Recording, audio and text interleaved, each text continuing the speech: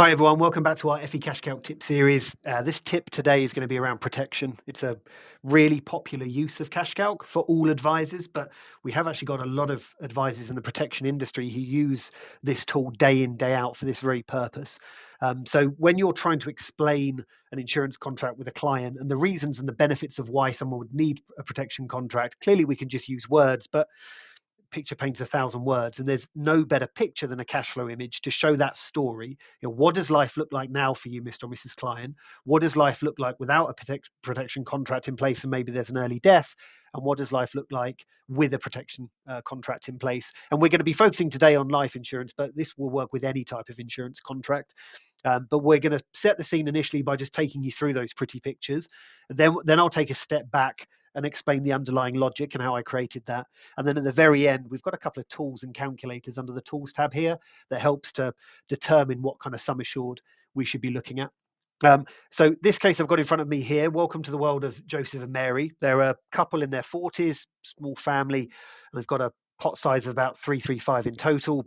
Joseph is the main bread earner, and they expect, and certainly our forecast expects them to accumulate their assets up until they retire in their mid-60s with just over 900,000 in assets, and then they'll be drawing down those assets. And if they were to both live to that ripe old age of 100, they'll still have $250,000 left to then hand down to their children. So life's looking great. However, understandably, the clients might be slightly concerned, or you might be slightly concerned at how reliant they are on Joseph's salary. So you want to show them what life looks like and how less rosy it would look like if Joseph were to sadly pass away earlier than expected. So I've created another cash flow image here on early death, and suddenly life doesn't look as good as what it did earlier, not least for Joseph. So we start off with the same amount and they accumulate those assets up until Joseph dies, sadly. And because he's the main bread earner, obviously the expenses go down slightly, but Mary's still got to cover off, paying for the children's food and the mortgage and all the rest of it. So she's going to have to eat into those inherited assets. And then she runs out of money by the time she's in her late 60s, only 2 years after she's retired. And then if she were to then go on and live till 100, then life's looking really bad. We're $500,000 in the red. So that's what life looks like with an early death. But the answer is an insurance payout, an insurance contract. What does life look like if the clients had insurance in place? Well, then I've created a third cash flow with insurance payout that looks like this. Same kind of image underneath there, same assets being accumulated, and then they're drawn down. But on the early death, we've got an insurance payout that is then invested into one of our investment solutions that we'd be recommending. And as Mary starts eating away at those assets, by the time she runs out, that's absolutely fine because we've had 10, 15 years of the insurance payout collating and growing in the investment solution of ours. So she's got well over $500,000 to then start drawing down, and that won't run out until she's about 97, 98, at which time we can start looking at maybe equity release if we really had to.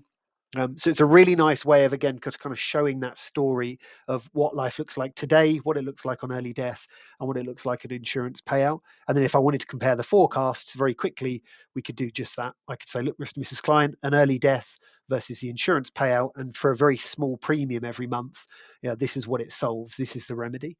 So it's a very quick and easy way of trying to, again, explain those benefits to the clients using pictures and or other than just words. So that's the nice, pretty pictures, but let's take a step back. As I said, let's get into the weeds of how that's actually been created. So if we come back to our current situation, it's pretty simple. Go down to across to savings pots. You've got 3 pots, or I've got 3 pots, 2 pensions and an ISA. Incomes and expenses, we've got 2 salaries coming in, one at $4,000 a month, one at $1,000 a month. They both finish at retirement, and then we expect the couple to get full state pension. In terms of expenses, there's a £5,000 a month living cost. That's going to stop at the retirement of the couple, and then from retirement to 100, it will expect to go down a bit after the mortgage has been paid off and the kids have flown home, etc. And then contributions and withdrawals, there's only really one to note: a pension contribution for Joseph going into his pension at £1,000 a month, and that's what generates that cash flow image. So how do we then create the same cash flow image but with an early death? Well, again, we use that little button to replicate the current situation. And again, if you haven't watched the past tips before this one, I strongly recommend going back there. We focus very heavily on adding additional cash flows by duplicating existing ones to be able to tweak them. So once you've done that, I can now create the early death scenario. And the only really difference here is under the assumptions tab, I've created an early death event. And again, events and timeline feature is covered off in previous tips, so I'd strongly recommend again going back and watching those. But ultimately, I've just grabbed this other category, dropped it in at 52, and called that early death of Joseph.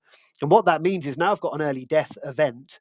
Each time, savings pots are exactly the same for this, but under incomes and expenses, I can now start tagging things to that early death. So his salary is going to finish on the early death event. In terms of the expenses, the living costs are going to finish on that early death event because we're going to adjust them slightly. When Joseph dies, the cost will clearly go down because Joseph's not eating anymore, as well as other expenses that will go down as well. So therefore, we expect the expenses to go down slightly from 5,000 to 4,000. And then when Mary retires, the expenses go down a little more because of mortgage and all the rest of it, down to 3,000. But again, they're all pegged to that early death event. And the same with contributions and withdrawals. Clearly, the contribution is going to stop on that early death. Now, if you're asking, okay, well, why are you not just adding in the age as opposed to adding the event? So what I could have done, which is a fair question, if I click on edit, I don't have to select the event for the end age. I could have just simply selected 52. The problem with doing that, of course, is if I show this to the client and they come back and say, well, this is great, but what does this look like if Joseph were to die slightly later? And what about if he dies when he's 55 and not 52? I don't want to have to go into every single one of these and change it. I've got to change that one. I've got to change that one. I've got to change that one. I've got to change the contribution as well. I don't need to do that because if I've tagged them all to an event, all I've got to do is under assumptions is say, well, that's absolutely fine. Let's have a look at that. Let's look at this at 55. And if I drop that 3 years later, it changes all of the underlying logic. So if I come down to my incomes and expenses, hey presto, that's now changed to 55, that's changed to 55, that's changed to 55. And equally under contributions, the contributions now change at 55 as well. And more importantly, so does the cash flow. So I can very quickly show them, well, yes, if the Joseph, clearly the longer Joseph lives, the better off you'll be, albeit it's not great, but it's still slightly less bad than what it was a couple of moments ago. So again, worth bearing in mind. You can very quickly tether and tag things to an event to kind of flip the logic. Now, just lastly, what about insurance payer? How does that differ? Well, it differs because I've still got the same events, same incomes and expenses. One of the main differences, though, is saving pots. So I've created an invested insurance payout pot. You don't have to do this. You could theoretically pay out the insurance into one of these existing pots, but I think it looks a bit cleaner if you do an additional pot. So all I've done is add savings pot at the top, started it at £0, called it invested insurance payout. And I've used a variable growth rate. Again, if you don't know what a variable growth rate is, I'd suggest watching some of the previous tips to this one. But I could either just assume the logic that payout is going to be invested in a solution that grows at 4, 5, or 6%, or actually, if my advisor practice currently uses an MPS or the BlackRock solution, I can pick the actual solution I think they'd be invested into when that insurance is paid out. But because I've got a pot called invested insurance payout, it means that under contributions withdrawals, I've added a contribution up here. I've called it insurance payout, and I'm adding that to the invested insurance payout pot.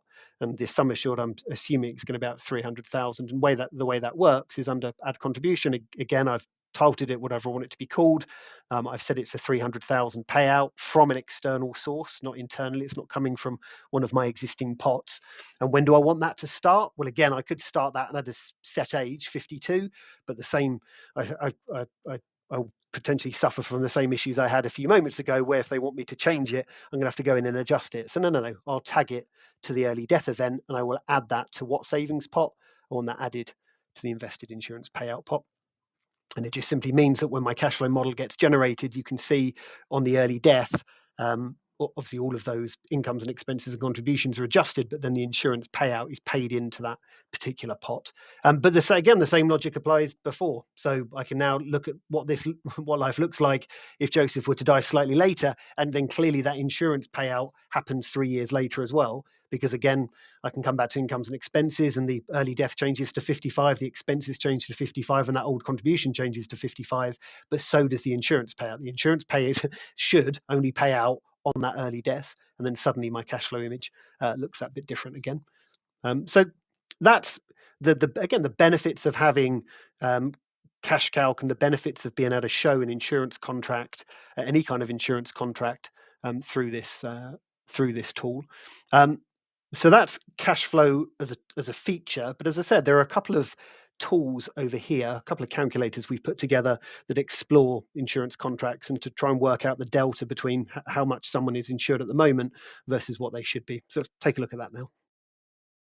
So if you click on the Tools tab within CashCalc, once you're under a client, you'll get a number of really useful financial planning calculators that load up, and two of them are very much related to what we're talking about here: a life insurance calculator, an income protection permanent health insurance calculator. So let's look at both of these now. So life insurance and critical illness cover calculator is exactly what it says. It will basically try and add up the amount of coverage that's needed for these clients of ours,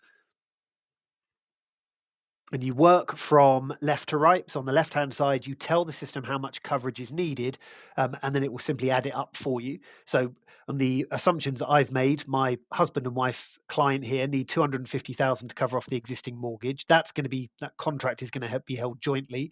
I can pick one or the other, but I'm going to say it's jointly covered, and we need a life insurance contract in place for that. I can, of course, put life insurance and critical illness cover, but we're just going to do life insurance. Are there any other loans in place that will need to be paid off with an insurance contract? Yes, in this case, 10,000 for Joseph Brown under a life insurance contract. And any additional requirements? We think there is.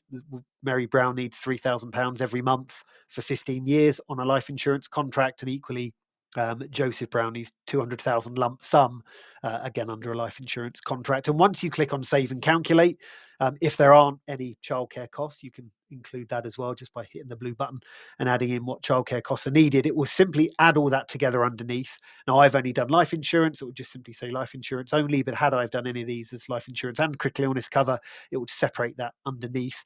And it's just simply telling me the amount that needs to now be insured in total. So Joseph Brown, with everything on the left-hand side, there's 210,000 there that needs coverage.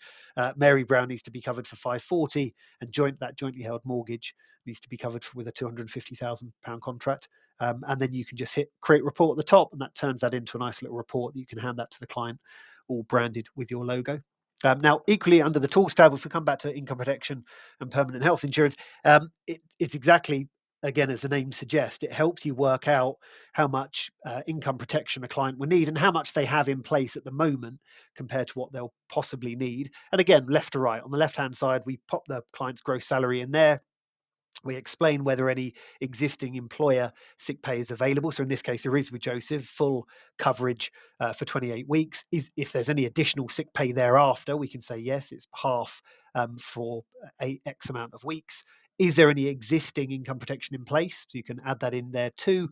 And in terms of potential income protection, obviously covered 60% of the salary, we can say yes, after that 28-week period that the employer provides, we need the income paid until what age? In this case, it's going to be 68, and the cover is going to be index linked. And when you click on Save and Calculate, it just works all that for you. So it tells you what the maximum coverage is, that 60% the gross salary. And then on the left-hand side, the current cover is just essentially the initial sick pay for the employer or from the employer for 28 weeks. That equates to 32,000 in total. And then on the right-hand side, the potential cover that's needed, we've got the initial sick pay in play, and therefore what's needed is £923 every week for 1,220 weeks, which will include, with the index-linked coverage as well, we need 1.7 million to cover, and that will give us this total figure, which is the initial sick pay my client gets and the potential income protection as well, and all the headline numbers at the very bottom. So you can see with CashCalc, it isn't just the cash flow image itself that's incredibly useful for insurance contracts. There are actually a couple of calculators there as well that have been specifically designed to cater for that industry too. So I hope you found that all very useful. Keep watching for further tips. Thanks for watching.